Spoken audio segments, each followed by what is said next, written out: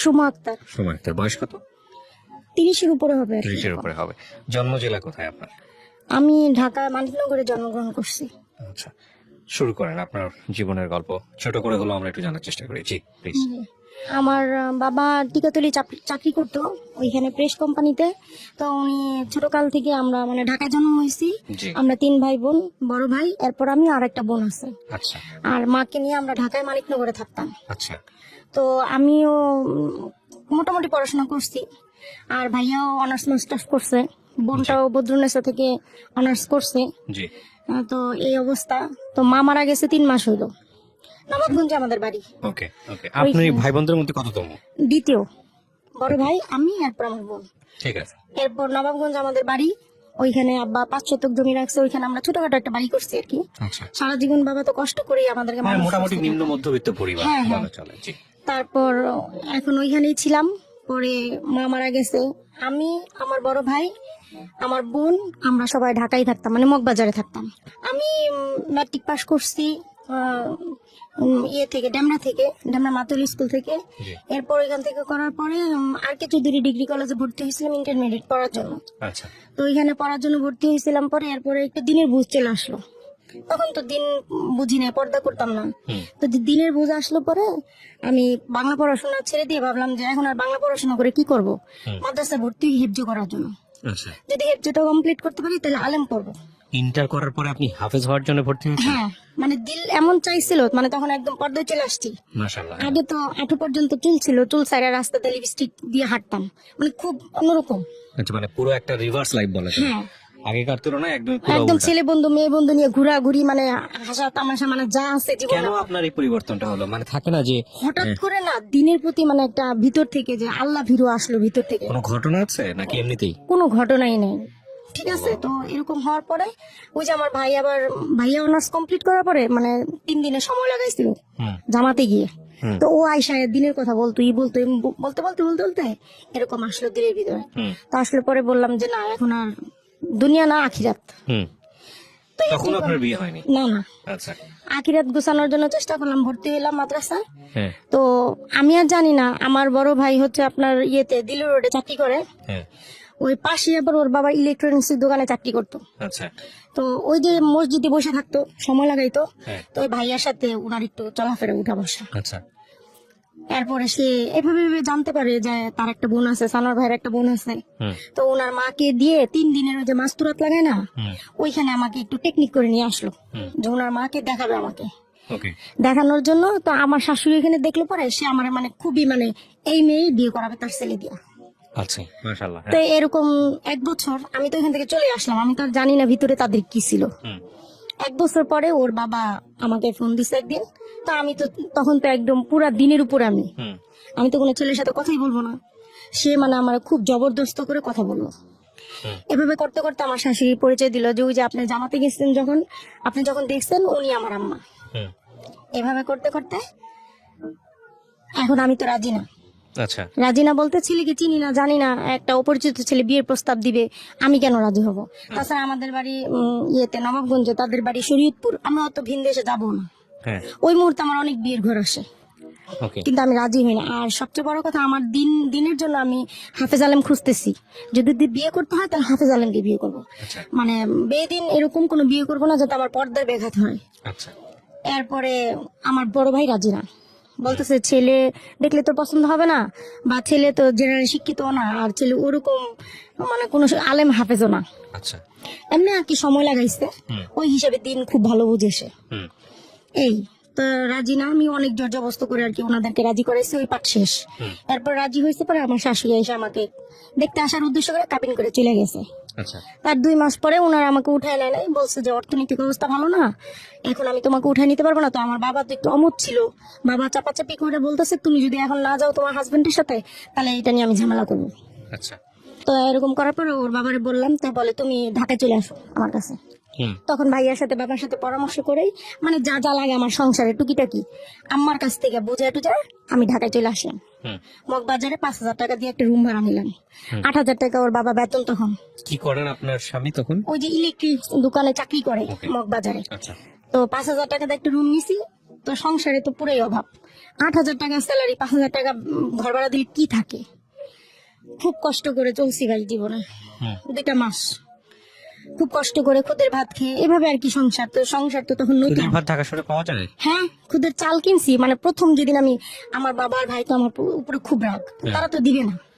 তা আমি তো এক তরফ জোর করেই আপনি তো রাজি ছিলেন না, পরে কেন বিয়ে করলেন? না, রাজি পরবর্তীতে হয়েছি যখন নিকোর বাবা বলছে দেখো আমি দিনের উপর আসছি, আলেম করছে। আবার অন্যান্য মানুষের কাছে খোঁজ নিছি, যারা মগবাজারে ছিল পরিচিত সাথী ভাইরা ছিল, এদের কাছে খোঁজ নেওয়ার পরে তারা বলতেছে না, আল ইসলাম ভাই তো খুবই ভালো, 12 বছর ধরে দিনের উপর আছে।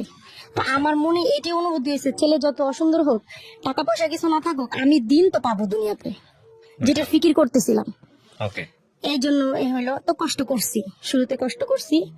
2 মাস পরে দেখি হঠাৎ করে অসুস্থ হয়ে গেলাম, জ্বর আসতো, কিছু খাইতে পারতাম না, বমি টমি করতাম। তো পাশের রুমে এক আপু ছিল, উনি বললো আপু আপনি একটা টেস্ট করেন। ঘরে সকালবেলা টেস্ট করলাম, পরে দেখলাম পজিটিভ। মানে আপনি কনসিভ করেছেন? হ্যাঁ, 2 মাস পরে, বিয়ে 2 মাস পরে। ওকে। তো ওর বাবাও খুবই খুশি, আমিও খুবই খুশি। তো খুশি হওয়ার পরে বেশিরভাগ সময় শুয়েই থাকতাম, মানে শরীর প্রচন্ড অসুস্থ, পানিটা পর্যন্ত খাইতে পারতাম না। শুয়ে থাকতে থাকতে অসুস্থ হইতে হইতে হইতে 6 মাস চলে গেল যখন। এখন কথা উঠছে কি, এখানে বলে নেই, আমার খালা শাশুড়ি আর কি, ওনারা থাকে বাংলা মোটর। ওনাদের কাছে এই যে আমার হাজবেন্ড মাঝে মাঝে যায়, দূর সম্পর্কের খালা শাশুড়ি। তো যাই পরে ওনাদের কাছে নাকি একজন দায় আছে, দায় বলতে ওই যে গ্রামগঞ্জে যে মহিলারা দায়ী, হ্যাঁ এটা, ওনাদের নাকি 2-3টা বাচ্চা ডেলিভারি করাইছে। তো উনি আমার হাজবেন্ডকে পরামর্শ দিতেছে যে এরকম আছে, তো তোর বউরে নিস না মেডিকেলি, মানে বাসায় চেষ্টা কর, যদি নর্মালে না হয় তখন তুমি ছেড়েই দিবে, যে দায়টা আছে, নর্মালে না হলে দায়টা ছেড়ে দিবে। আর ওর বাবারে পরামর্শ দিছে কি, যে অনেক টাকা পয়সা লাগবে, ওই মুহূর্তে আমাদের হাতে তেমন কোনো টাকা পয়সাও নাই, অভাবের সংসার, আবার খাস পর্দা করি, ওই মুহূর্তে আমিও খুবই দিনের ভিতরে চলে আসছি। মানে আপনাকে বলছে যে পর্দাহানি হইতে পারে, পর্দাহানি হবে, তারপরে সিজার করে ফেলবে মেডিকেলে নিলে টাকার জন্য, বিভিন্ন ধরনের কথা বলে ওর বাবার মাথাটা হ্যাং করে দিছে একদম। এখন ওর বাবা এসে আমার সাথে বলতেছে, মারজান, আমার আরেক নাম মারজান, মারজান আমি তোমারে নিব না মেডিকেলে, কিন্তু না আমি যাবই, কারণ আমার এমনিতেই লো প্রেশার। আপনার রিস্ক মনে হচ্ছিল? হ্যাঁ, আমার এমনিতেই লো প্রেশার, আমি বাসায় কেন থাকবো। তো বলতেছে যে না দেখো এরকম এরকম বুঝাইছে। তো এইগুলো নিয়ে আর কি অনেক তর্ক বিতর্ক হয়েছে আমাদের ভিতরে 6 মাস। তো যখন দেখলাম হাজবেন্ডকে কোনোভাবে বুঝাইতে পারলাম না, এখন আমার কথা, সে যেটাতে খায়ার মনে করে, আর আমি দেখি কি হয়, পরবর্তীতে বুঝবো না বিষয়টা। সেই অন্তিম সময় আসলো আমার তাওহিদ। এরপরে যেদিন ডেট দিছে, অক্টোবরের 4 তারিখে ডেট। আপনি কি পড়াশোনা করতেন? না, আমি তো পড়াশোনা সে আরো আগেই ছেড়ে দিছি। না, কিন্তু এই যে মাদ্রাসায় ভর্তি হওয়ার কথা ছিল, মাদ্রাসায় ভর্তি হয়েছিলাম, ওই যে বিয়ে হওয়ার পরে যখন অসুস্থ হয়ে গেলাম তখন আর সব বন্ধ একদম। এরপরে ডেট দিল আপনার? অক্টোবরের 4 তারিখে ডেট দিল। ডেট দেওয়ার পরে আমি তো তখন ওই মুহূর্তে আমার কোনো অভিজ্ঞতা নাই। ইন দ্য মিনটাইম আপনি কি ডাক্তারের কাছে গেছেন, চেকআপ করিয়েছেন, সবসময় মানে আল্ট্রাসোনোগ্রাম একদম, যখন নাকি বললাম না আপনাকে যে 6 সপ্তাহ যখন আমি অসুস্থ হইলাম, ওই যে পজিটিভ আসলো, তারপরের দিনে আমি ওইখানে আবার একটা মানে মাতৃ সদন আছে মেডিকেল, ওখানে গেলাম। যাওয়ার পরে ওনারা বললো 6 সপ্তাহ আপনার, একদম সরাসরি মানে আল্ট্রাসোনোগ্রাম করতেছে, আর আপু আমাকে বলতেছে আপনার কিন্তু ছেলে বাবু হবে 6 সপ্তাহ। তখন মানে আমি এত খুশি হয়েছিলাম, আমার ছেলেকে তো আমি হইলে পরে বোঝ হইলেই হেফজ করাই দিব, ছোট বয়সে হেফজ করাই দিব, বড় আলেম বানাবো, মুফতি বানাবো। আমার ছেলে তো মুহাদ্দিস হয়ে আছে, আপনি জানেন, যেটা আমি হইতে পারি নাই। শুনি গল্পটা একটু। হ্যাঁ, তারপর কি হয়েছে? তারপর অনেক খুশি, মারাত্মক খুশি একদম। এখন তো প্রহর তো গুনি, আর ওই যে ডেট তো চলে আসলো। ডেট আসার পরে আমার শ্বশুর শাশুড়ি, এখানে আরেকটু আমি বলে নিই, না বললে সমস্যা, আমার শ্বশুর শাশুড়ির বাড়িতে ওই ধরনের ওভাবে কোনো পর্দা নাই, পর্দার সিস্টেম নেই। তো ওনারা আমাকে বারবার বলতেছে গ্রামে আসো, ওর বাবারা বলতেছে গ্রামে পাঠাই দাও। তখন ওর বাবা বলতেছে দেখো বাড়িতে একে তো পর্দার সমস্যা, দ্বিতীয়ত আমি ঢাকায় থাকি, বউটারে যে গ্রামে পাঠাবো, ও তো সারা জীবন ঢাকায় থাকছে, ওইখানে চরে গিয়ে ও অ্যাডজাস্ট করতে পারবে না। যদিও আমি কোনো ধনীর ঘরের সন্তান না, কিন্তু ওইখানকার পরিবেশটা একটু অন্যরকম। আচ্ছা, এরপরে তোমার ওইখানে মেডিকেল দূরে, আমার বউ যখন অসুস্থ হয়ে পড়বো তোমার মেডিকেলে নিতে চাইবা, ঝামেলা আছে, এগুলো চিন্তা করে সে আমাকে এখানে পাঠায়। কিন্তু আমার শাশুড়িকে বারবার বলতেছিল ফোন করে, মা আপনি 1 মাস আগে হইলো আসেন আমার বউর কাছে, কারণ আপনার বংশের প্রথম নাতি, এটা 4 ছেলের ভিতরে। আপনি আসেন, আমার শাশুড়ি আসবে না। তার ওই যে মেয়ে আছে, মেয়ের ঘরের নাতি আছে, ওনার হাজবেন্ড বাইরে থাকে, সে আসবে না। মানে সে জিদ ধরে বসলো, তোর বউরে যদি গ্রামে পাঠা, নাহলে আমি যাবো না এখানে। আচ্ছা। আচ্ছা, তো আমি ঘরে একা। আমার মা হচ্ছে ঢাকায় আমাদের জন্ম, সেটা তো বলছি আমি। আমার মা কিন্তু আমাদের ছোট ভাই বোনদেরকে মানুষ করছে, পড়াশোনা করাইছে, বাজার ব্যাংক মানে এভরিথিং আমার মা করছে। সে খুব বুদ্ধিমান মহিলা ছিল। তো যখন আমার মার 25 বছর ডায়াবেটিস, আজকে হার্টের রোগ, হাই প্রেশার, আমার মার ব্রেনটা এমন হয়েছে, ডক্টর বলছে ওনার ব্রেনে যে টিস্যু ওটা শুকিয়ে গেছে, স্মৃতিশক্তি ধরে রাখতে পারে না। তো আমার মা ঢাকায় আসছিল ভাইয়ের বাসায়। তো আমার যখন এরকম হালকা হালকা পেন, অসুস্থ, আম্মাকে আবার আমার কাছে একদিন আগে পাঠাই দিছে ভাইয়া, বলছে মারজানের কাছে তুমি চলে যাও। মা ছিল ওইখানে উপস্থিত। আগের দিন রাত্রে আমার বোনটা ওই যে সায়েন্সের স্টুডেন্ট, ও তো সবই বুঝে এই সম্পর্কে। ও বলছে কি আপু তোমার কোনো সমস্যা হলে আমাকে সাথে সাথে ফোন দিবা, আমি চলে আসুন। ভাইয়া আমাকে 4 দিন আগে মানে 4 তারিখে ডেট ছিল, 4-5 দিন আগে আল্ট্রাসোনোগ্রাম করছি। ডক্টর বলছে একদম নর্মাল, আপনার কোনো সমস্যা নেই, আপনার বাচ্চা সুস্থ। আপনি 4 দিন পরে আপনার ডেট। ভাইয়া আমার 4 দিন আগে বললো 10,000 টাকা উঠাই না ঘরে রাখছি তোর জন্য, যেদিন পেন আসবে আমার ফোন দিবি, মেডিকেলে যাবি, তো 10,000 টাকা তোরে দিব, এরপরে লাগলে পরেরটা পরে দেব। এখন রাত্রে হঠাৎ করে হালকা হালকা পেন আসে আমার, আমি তো বুঝতে পারি না, ওর বাবাও বুঝে না। রাত্রে ওই মহিলাদেরকে ফোন দিছে ওর বাবা। এই দাই মারজানের তো এই দাই মানে অবস্থা। দাত্রী যেটাকে বলে। দাত্রী, মারজানের তো এই অবস্থা। হুম। ভালো কথা, এখন তারা আসছে, মানে সকালে আসছে।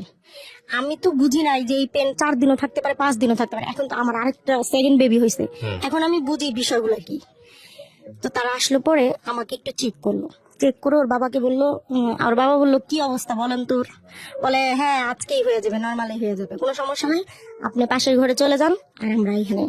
তো একজন ধাত্রী, তার বয়স 35-40, আর একজন নার্স, তার বয়স 25 বা 30 এরকম হবে, তারা 2 জন। আর ঘরে আমার আম্মা। মা তো দাঁড়ায় রয়েছে, আমি কান্না করতেছি, মা আমাকে দেখতেছে, ধরতেছে। শুরু থেকে বলি, আমাকে সে করলো কি, প্রথমে 2টা ট্যাবলেট খাওয়াই দিল। ট্যাবলেট আমি জানি না যে কি ট্যাবলেট খাওয়াইছে, খাওয়াই দিল। এবং আগেই বলছিল একটা নারকেল তেলের বোতল আনে রাখতে, সেটা আনে রাখছি 1 বোতল। আচ্ছা, এরপরে ট্যাবলেট খাওয়াই দেওয়ার পরে সে আমাকে একটা ইঞ্জেকশন দিয়ে দিল। ইঞ্জেকশনও দেয় তারা? আচ্ছা, ইঞ্জেকশন দিয়ে দিল। আচ্ছা। দিয়ে দিল পরে 1 ঘন্টার মধ্যে আমার এমন অবস্থা হইলো, মানে ব্যথা, আমি তখন আর মানে ঘরে থাকতে পারতেছিলাম। ওকে, মানে পেইন বাড়ানোর জন্য পেইন। আচ্ছা হ্যাঁ, ইঞ্জেকশনটা দিয়ে দিছে। একটু পরে আমার হাজবেন্ডকে আমি ডাকাইছি, আমার আম্মাকে দিয়া। আসছে পরে মানে ব্যথা সহ্য করতে না পারে ওরে আমি জড়াই ধরছি রুমের ভিতরে। এখন বলে কি মারজানা আমার সারা দাও, ওইখানে তো সবাই আছে, ওনারা 2 জন আছে, আম্মা আছে, আমি ওই রুমে থাকি, তুমি থাকো। ও চলে গেল পরে এই যে তারা দরজা বন্ধ করলো, আমার ওইখানে আমার হাজবেন্ড পাশের রুমে নামাজ পড়তেছিল। তো মাও দাঁড়ায় রয়েছে, আমি কান্না করতেছি। মানে তখন মানে যখন এরকম 1 ঘন্টা পরে এই অবস্থা, 2 ঘন্টা, 3 ঘন্টা, 4 ঘন্টা বেবি আসে না। না, ওরা করতেছে কি, আমি রুমের মধ্যে মানে হাঁটা চলাফেরা করতেছি, আর ওরা আমাকে আধা ঘন্টা অন্তর অন্তর শুয়াই দিতেছে, শুয়াইয়া মানে ট্রাই করতেছে, ওর মাথা ধরে টানতেছে তারা। আচ্ছা, যখন নাকি 4 ঘন্টা হয়ে গেল, আমি লুকাবো না, আজকে কিছু লুকানোর এখানে কিছুই না, আমার সন্তান চলে গেছে দুনিয়ার থেকে। মা বাবা ভাই বোন পৃথিবীর সবাই জানে এই ঘটনা। আমার প্রসাব, পায়খানা, বমি সমস্ত কিছু আমার দেহ থেকে বের হয়ে গেছে। তারপরে 5 ঘন্টা হয়ে গেল, তারা আমাকে ছাড়ে না। আমি শুইতে পারি না, শুইলে মনে হয় কি বাচ্চা আমার উপরে উঠে যাচ্ছে।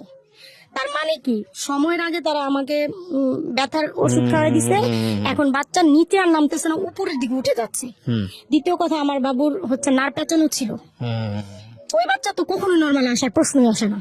পরে আমি এই 5 ঘন্টা এভাবে ঘুরতে ঘুরতে দৌড়াইতেছি, স্যালাইন ধরে রাখছে নার্স, আর আমি রুমের মধ্যে দৌড়াইতেছি, আর সে আমাকে বকাবকি করতেছে, এই তুমি এত জোরে জোরে কেন কথা কান্না করতেছো, আস্তে করো, তুমি তো বেয়াদব, কথা শোনো না, মানে সে যত ধরনের মুখের টর্চার আমাকে করতেছে। এখন আমি বললাম কি, যখন 5 ঘন্টা হয়ে গেল শেষ, আমি বললাম আমার হাজবেন্ডকে ডাকেন, আর না হয় আমি এখনই রুম থেকে বের হয়ে যাব, আর আপনারা কি আমাকে মেরে ফেলবেন? আমার বাবু কেন আসতেছে না, আপনারা আমাকে কেন ছাড়তেছেন না? আমি তো শুইতে পারতেছি না, শুইলে তো বাচ্চা উপর দিকে উঠে যেতেছে। আমার সুন্দর ফুটফুটে সন্তান, আপনি দেখবেন ভাই, আমি দেখাবো আপনাকে। তারা আমাকে করলো কি, সে তখন বললো মহিলা যে তুমি শুয়ে পড়ো, 1 ঘন্টার টাইম দাও, যদি 1 ঘন্টার মধ্যে তোমার বেবি না আসে আমি তোমাকে ছেড়ে দিব। আমাকে শুয়ে দিয়া নার্সকে বললো কি ওরে ধরেন। ছয় তলার উপরে থাকি, মানে 6 তলার উপরে ছাদ, ওইখানে ছাদের উপরে একটা রুম, 7,000 টাকা ভাড়া দিই, ওই রুমে থাকি। সমস্ত পর্দাগুলো ঘরে খুলে দিল সে, খুলে দিয়ে লাইট টাইট জ্বালাই দিয়ে সে আমাকে শুয়াই দিল। ওই মুহূর্তে দেখেন, সিজার করার আগে, সাইড কাটার আগে, যেটা 2টা করা হয় মেয়েদেরকে বর্তমানে, এই 2টা করার আগে গার্ডিয়ানের সিগনেচার নিয়ে তারপরে করা হয়। ওরা আমার কোনো গার্ডিয়ানের সিগনেচার নেয় নাই এবং আমার অনুমতিও নেয় নাই। ওরা আমার সাইড কাটতেছে, আমি ব্যথায় চিৎকার করতেছি, কিন্তু আমি তখনও কোনো বুঝি ধরনের নাই। অ্যানেস্থেসিয়া দেওয়া কিছু এরকম না, আমি তখনও বুঝি নাই যে ওরা আমার সাইড কাটতেছে। আর আমি তো চিৎকার, মানে মনে হয় আকাশ বাতাসও শুনছে সেদিন আমার চিৎকার গুলো। আচ্ছা, ওরা আমার সাইড কাটছে। সাইড কাটার পরে নার্স করতেছে কি, মানে হাঁটু গেড়ে বিছানার উপরে বসছে, মহিলা তো ওইদিকে, আমার এই উপর পেটে চাপ চাপতেছে, দিয়ে প্রচুর চাপতেছে। আর উনি মনে হয় মাথাটা ধরে টানতেছে, বেবি আসতেছে না। এরকম 5 বার করলো তারা। 6 বারের সময় আমার তাহিদ দুনিয়া আসলো। কিন্তু আমি যখন তাহিদ দুনিয়া আসলো, তখন তো সাথে সাথে আমার পেন শেষ। আমি শুধু আমার তাহিদের দিকে একবার তাকাইলাম, আমি দেখলাম কি ভাই জানেন, আমার তাহিদের একটা চোখ মানে বের হয়ে গেছে, আরেকটু মনে হয় টানলে, ওই যে বিষয়টা হচ্ছে এইভাবে টানতেছে, এইভাবে টানতেছে, তো যেভাবে টানছে এই সাইডের চোখটা পুরা, এই সাইডের চোখটা, হ্যাঁ এইভাবে ছিল, এই সাইডের চোখটা পুরো উঠে আসছে টানার চোটে। এবং মাথাটা কি হয়েছে ভাইয়া, পুরো এরকম হয়ে গেছে, দেখেন এরকম বাঁকা হয়ে গেছে, মানে চোখ উঠে গেছে, মাথাটা বাঁকা হয়ে গেছে। এখন আমি শুধু ওর দিকে তাকায় একবারই বললাম, তখন তো আমার পেন টেন কিছুই নেই, খালাম্মা আমার বাবুর চোখ এরকম কেন, মাথা এরকম কেন? বলে কি আমি সব ঠিক করে দিতেছি, তুমি একটু চিন্তা করো না, আমার বাচ্চাটা কত কষ্ট করেছে ভাই, কত কষ্ট করেছে। এরপর আমার সন্তানটা আর কান্না করে না। ও বের হয়ে কান্না করেনি? দেখলাম কেউ গলার মধ্যে নার পেঁচানো। গ্রামের মানুষেরা বলেন নারী পোতা সন্তান, এটা আমার মা আমাকে হওয়ার পরে বলছে, গ্রামের সবাই বলছে নারী পোতা সন্তানরা অনেক ভাগ্যবান হয় দুনিয়া, এটা মুরব্বীরা বলে থাকে। আমার সন্তানটার এই অবস্থা। তারপর তারা, মহিলা আমাকে এই কথা বলার পরে সে নিয়ে নাটটার কেটে, আমি তো তাকাই আছি দেখি কি করতেছে। আর বারবার বলতেছি, খালাম্মা আমার বাবু কেন কান্না করতেছে না? আম্মু তো দাঁড়ায় আছে, চুপ করে কিছু বলে না। মারে বললো কি চুলায় গরম পানি দেন।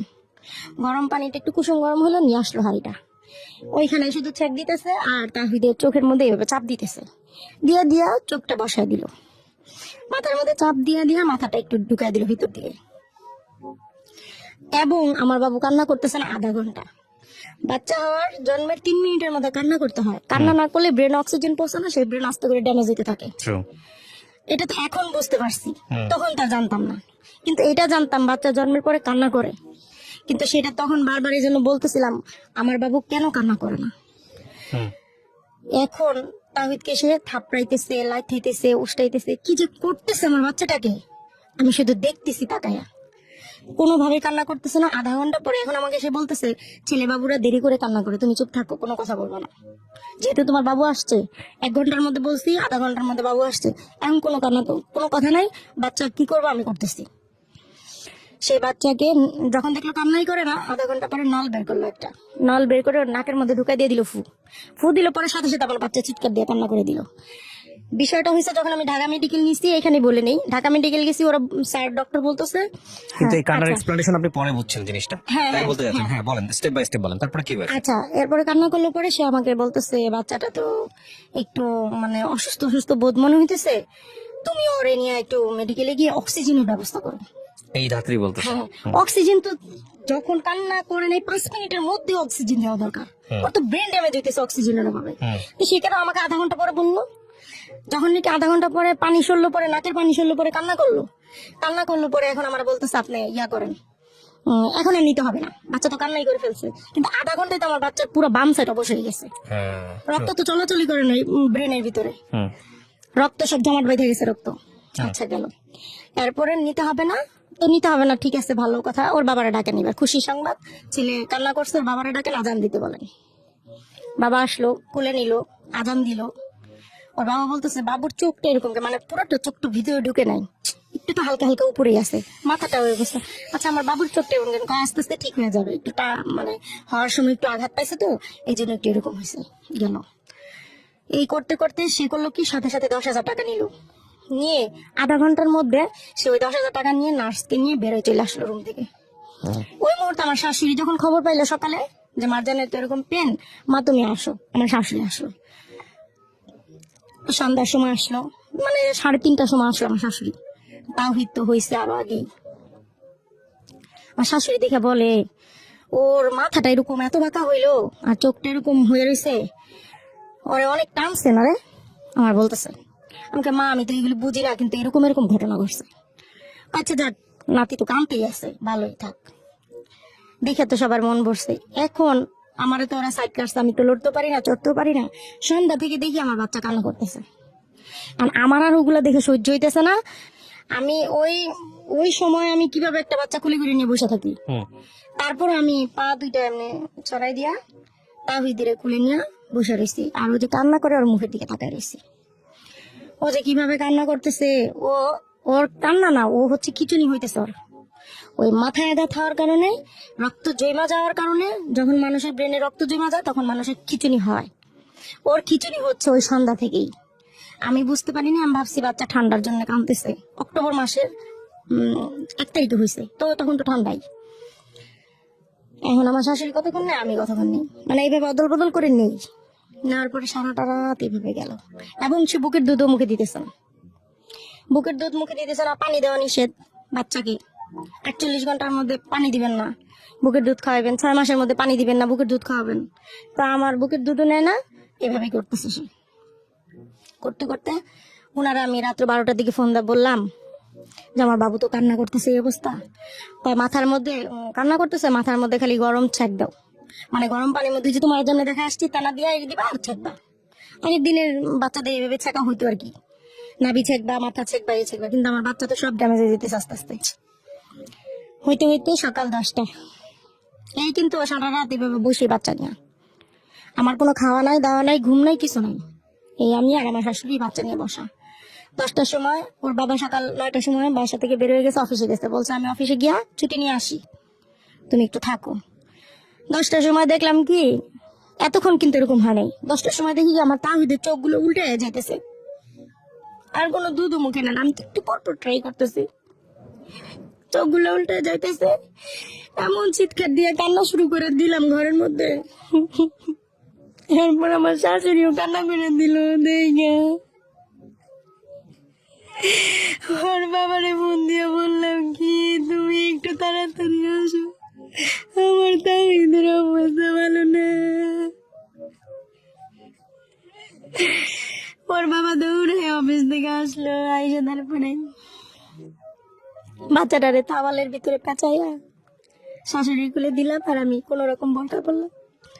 হাঁটতে পারি না, কিছু করতে পারি না, এই শরীর নিয়ে সমস্ত শরীর ব্লিডিং ভিজা যাইতেছে একদিকে, আরেকদিকে বাচ্চার এই অবস্থা। আমি হাঁটতে পারি না, উঠতেও পারি না।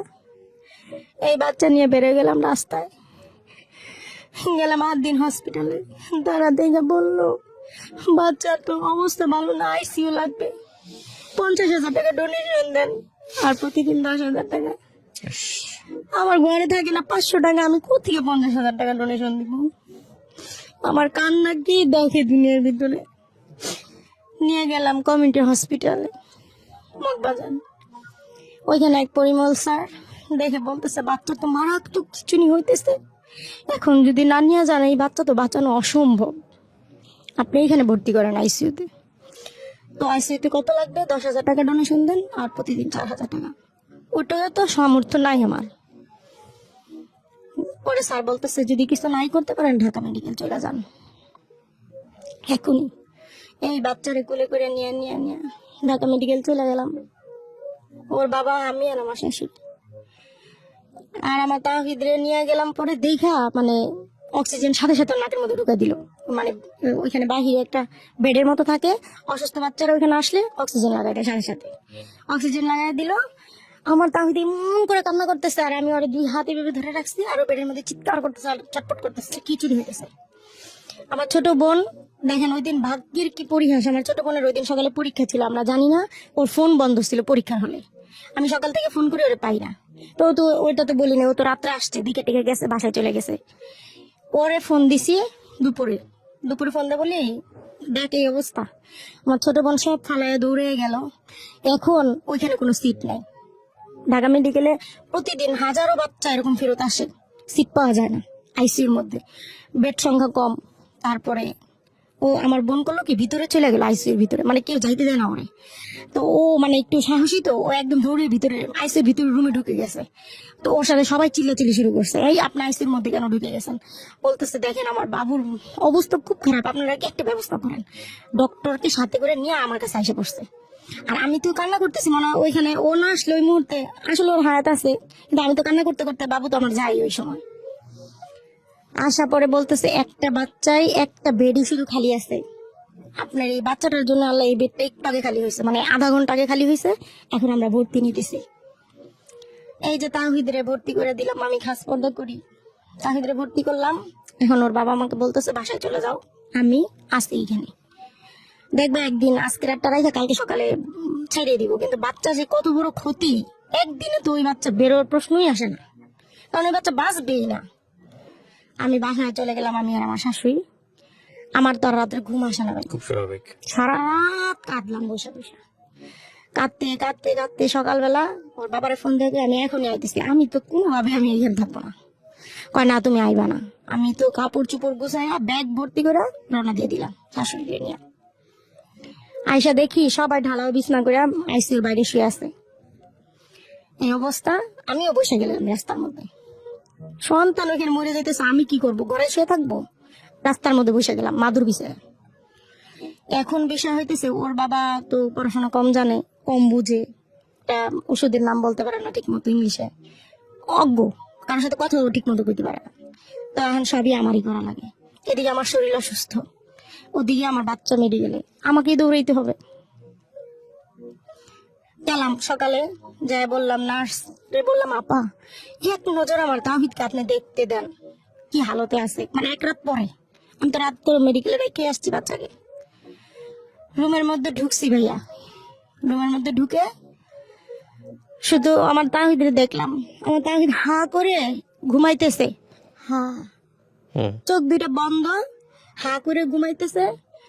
সব শরীরের মধ্যে ইনজেকশন ঢুকায় রাখছে, মাথার মধ্যে ক্যানেলা পরায় রাখছে, আর অক্সিজেন ঢুকায় রাখছে, এমনি গেছে। আর সহ্য হইলো না, ওখান থেকে বাইরে চিৎকার করে কানলাম কতক্ষণ। আইন্দা ওইখানে বসলাম, বললাম এই ছেলে যদি মরে যায় এখান থেকে নিব, আর যদি বাইচে থাকে এখান থেকে নিব, কিন্তু আমারও তোমরা এই জায়গা থেকে কোথাও পাঠাতে পারবা না। এই বসে গেলাম 17 দিন 17 রাত, এই হাত মোজা, এই পা মোজা, এই মুখ, এইভাবে রাস্তার মধ্যে রাস্তার মধ্যে দিনটা পুরো তবজি নিয়ে বসে বসে লা ইলাহা ইল্লাল্লাহু মুহাম্মাদুর রাসূলুল্লাহ, যেই কালেমা পড়লে বেহেশতের মধ্যে খুঁটি নড়তে থাকে, এবং যতক্ষণ পর্যন্ত বান্দার দোয়া আল্লাহ কবুল না করবে ততক্ষণ পর্যন্ত মানে এটা বন্ধ হবে না, খুঁটি নড়া। এই দোয়াই করলাম আল্লাহর কাছে, যে আল্লাহ এই দোয়া যদি কবুল না করেন আমার সন্তানকে যে কোনো ভাবে হোক আপনার ফেরত দিতে হবে, নিতে পারবেন না। আমি আল্লাহর কাছে এভাবে দোয়া করলাম, আমার সন্তানকে আপনি কোনো দিনই নিতে পারবেন না, যে কোনো ভাবেই হোক, যে কোনো ভাবেই হোক আমার সন্তানকে আপনি ফেরত দিতে হবে। আমি মনে করি ও মারাই গেছে, কিন্তু ওরে আপনার জীবন ফিরে দিতেই হবে। আপনি আমার বাচ্চাকে নিতে পারবেন না। আমি রাস্তায় বসে আছি, আমি সারা পৃথিবীর সবচেয়ে বড় ভিখারি, আপনার কাছে ভিক্ষা চাই। আপনি পৃথিবী তৈরি করছেন, এরকম কোটি কোটি মানুষ তৈরি করছেন, আমার সন্তানের হাত দিতে 1 সেকেন্ড লাগবো না আপনার। এই আমার দোয়া, আর এই আমার তবজি চাপা, এই আমার কান্না। তো যখন নাকি ডাকে ডাকে তো প্রতিদিন একবার করে বা একবার করে দেখতে যাইতে হয়, তখন করি কি হাত মোজা করি, পা মোজা খুলি, বোরখা খুলি, বড় হিজাব পরি, মাস্ক পরি আর হিজাব পরি, তো শরীরে তো কিছুই দেখা যায় না। এভাবে করে ঢুকি, বাচ্চাকে দেখে আসি আর কান্দি। রাত 2টা নাই 3টা নাই, ঘুম তার আসে না। আর একটা কথা হইতেছে, আমি দেখলাম বেডের উপরে বাচ্চাদেরকে শোয়া রাখে, মানে যখন ইঞ্জেকশন দিতে হয় ওরা মনে হয় সারাদিনে 2-1 বার বাচ্চাটাকে মানে সচেতন করে, অচেতন অবস্থা থেকে সচেতন করে। তো আমি একদিন দেখতেছি বাচ্চা একজন ধরে রাখছে, আরেকজন ইঞ্জেকশন পুশ করতেছে, বাচ্চা চিৎকার করতেছে, ছোট বাচ্চা না। তো এই 17 দিন আমার বাচ্চা বুকের দুধ খায় নাই, পানি খায় নাই, কিছু খায় নাই, শুধু অক্সিজেনের উপরে।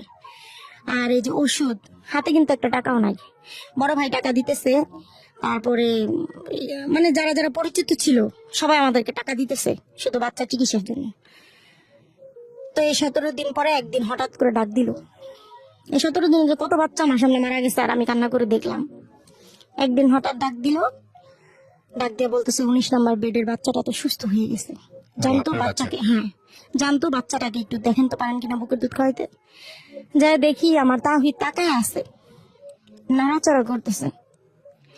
আমার যে কি খুশি লাগলো, আমি বললাম কি আল্লাহ তুমি আমার দেহ কবুল করছো, এখন তো আমার সন্তানকে আমি ঠিকই নিয়ে যাব। তো বুকের দুধ খাওয়ানো শুরু করলাম, ট্রাই করলাম, দেখি খাইতেছে না, মানে হইতেছে ওর। বললো কি দুপুরে আবার আসেন, মানে বুকের দুধ যদি ওরা টেনে না খাইতে পারে তাহলে ওই বাচ্চা আইসিইউ থেকে বের করবে না তারা। আচ্ছা, তো দুপুরে আবার গেলাম, তো দেখতেছি যে মানে খাইতেছে মাশাল্লাহ, একদম সুস্থ বাচ্চাদের মতো খাইতেছে। তো আমি বললাম পরে নার্সকে, সে নার্স বলতেছে যে এখন আপনার বাচ্চাকে নিয়ে যাইতে পারেন, সন্ধ্যার সময় আপনি আসবেন আবার। তো সন্ধ্যার সময় আমি আবার গেছি, যে সন্ধ্যার সময় তো আমি গুছাই ফেলছি দেখতে, সন্ধ্যার সময় বাবুকে নিয়ে আসবো। তো তারা বলতেছে আপনার বাচ্চার টেম্পারেচার বাইরে গেছে শরীরের, মানে জ্বর উঠছে শরীরে একটু, ওই যে হঠাৎ করে মনে হয় দুধ খাইছে না, এই জন্য মানে শরীরে টেম্পারেচারটা বাইরে গেছে ওর। আপনি এখন বাচ্চাকে নিতে পারবেন না, কালকে কালকে কালকে পর্যন্ত ওয়েট করতে হবে।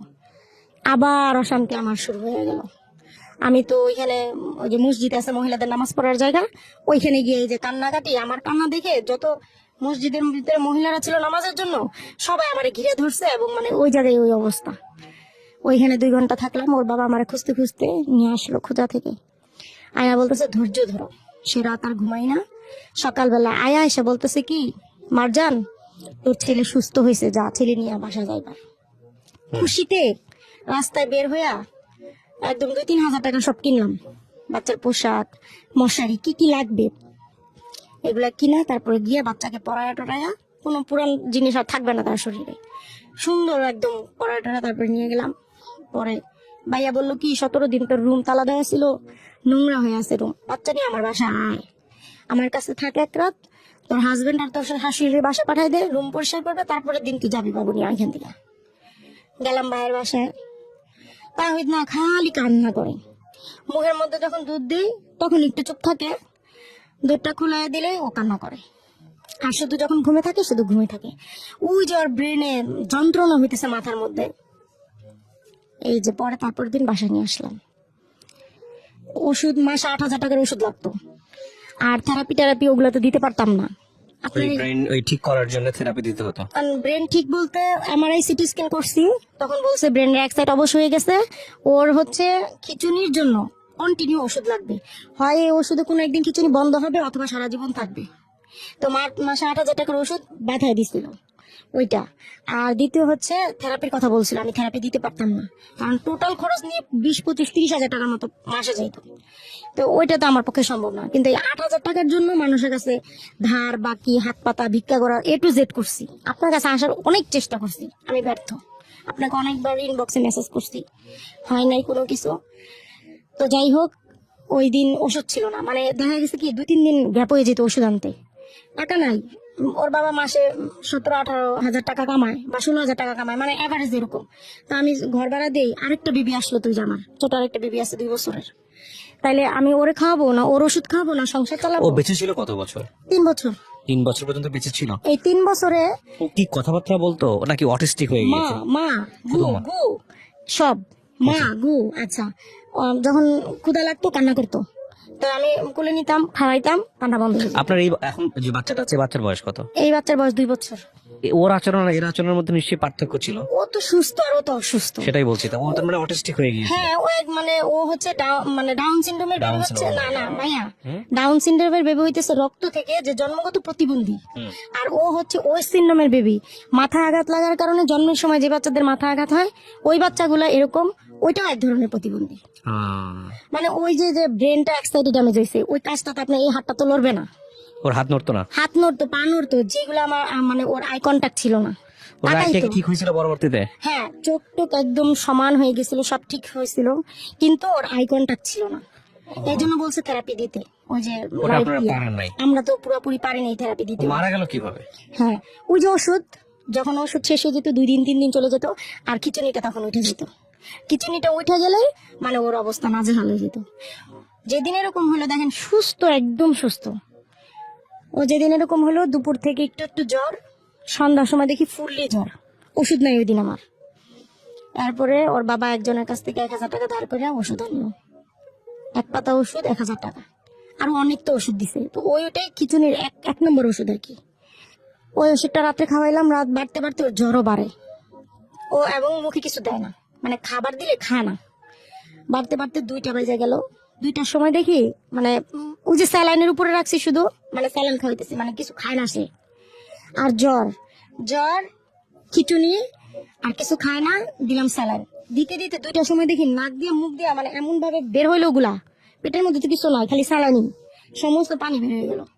আর একটু পর পর 1 মিনিট পর পর ঝাঁকি দিতেছে, চোখ উল্টে যাইতেছে, আর মানে আমাশার মতো হাগু হইতেছে, অল্প অল্প রক্ত আসতেছে হাগু দিয়ে। ইস, এখন রাত 2টার সময় আর সহ্য হইতেছে না আমার।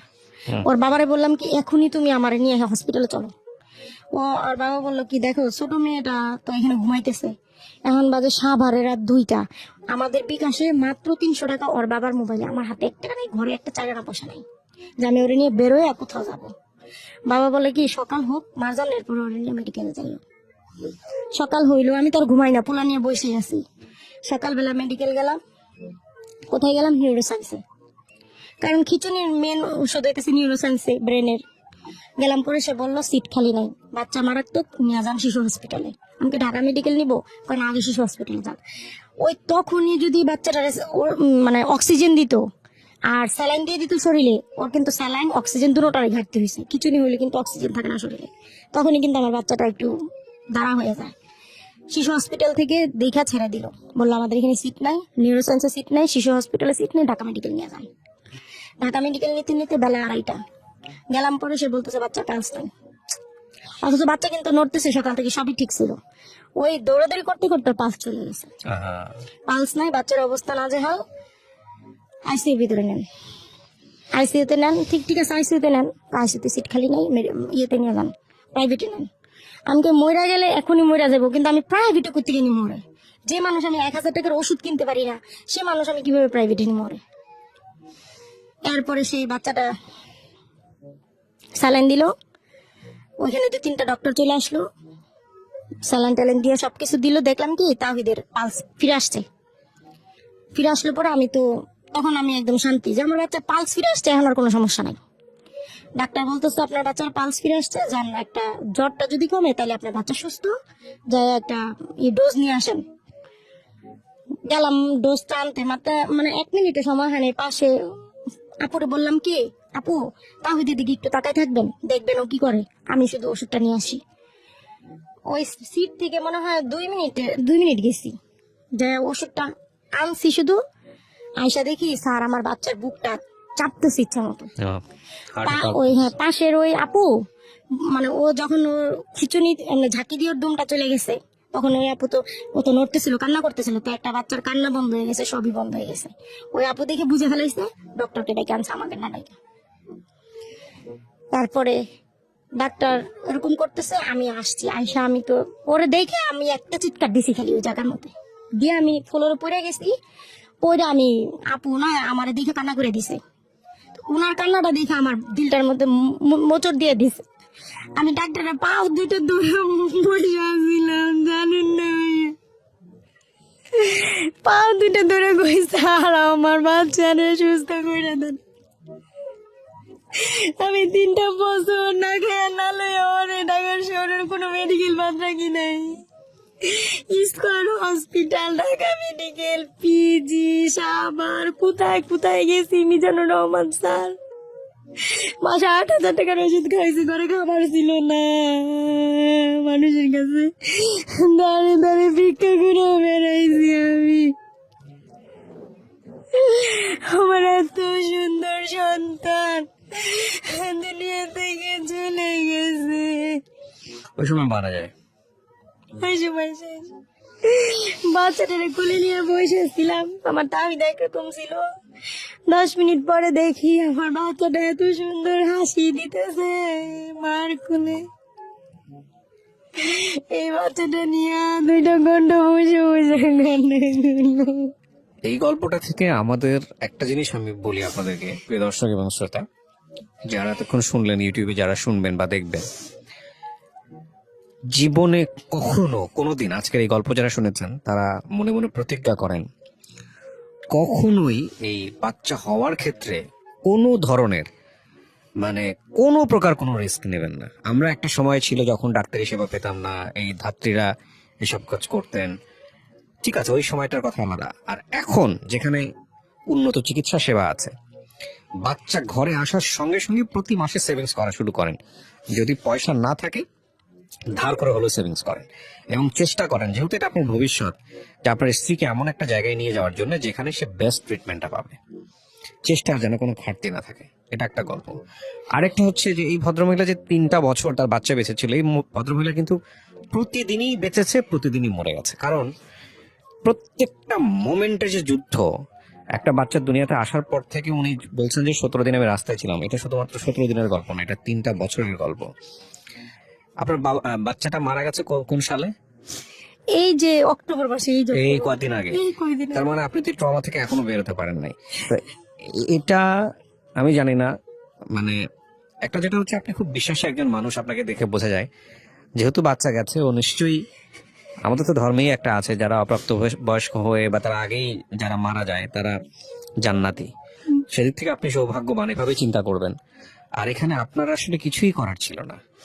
আপনার স্বামীর যে একটা ভুল ছিল আমি মনে করি, কারণ ওই সময়টাতে উনি কিন্তু ওই সিদ্ধান্ত না নিতেন। পরবর্তীতে টাকা পয়সা কিন্তু আপনাদের গেছে, প্রচুর গেছে, অনেক কষ্ট করছে এই বাচ্চার জন্য, তাই না?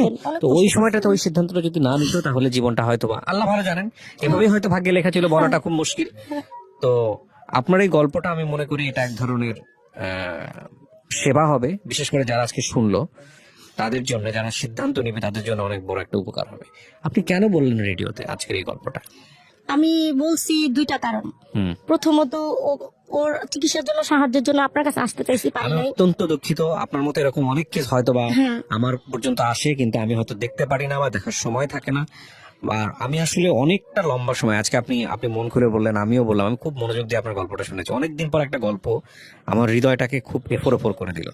আমি মানে বলার কোনো অপেক্ষা নাই। আমার একটা অনুষ্ঠান, আমার 3-4টা অনুষ্ঠান করতে হয়, social media plus radio plus television, অনেক কিছু মিলিয়ে আমার আসলে দম ফেলার সময় না, এরকম একটা জীবনযাপন করি আমি।